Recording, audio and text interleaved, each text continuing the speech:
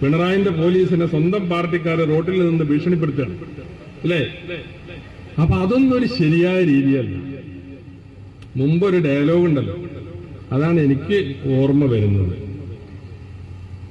എടോ ഇനിയും നന്നാവാനായില്ലേ എന്നൊരു ചോദ്യം പഴയ ഒരു പ്രസിദ്ധമായ ഡയലോഗാണ്. ഇങ്ങനെയൊക്കെ പറയാമോ? എന്നിട്ട് എന്താ പറയണത്?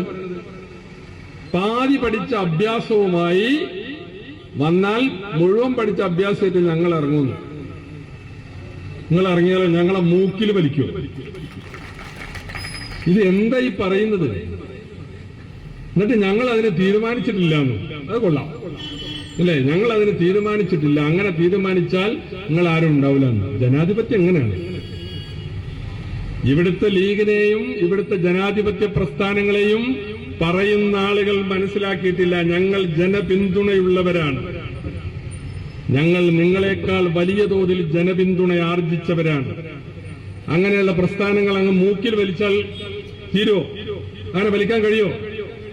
എത്ര പരിഹാസ്യമായ വെല്ലുവിളിയാണിത്! ഇത് കേട്ടോര് ചിരിക്കും അല്ലേ?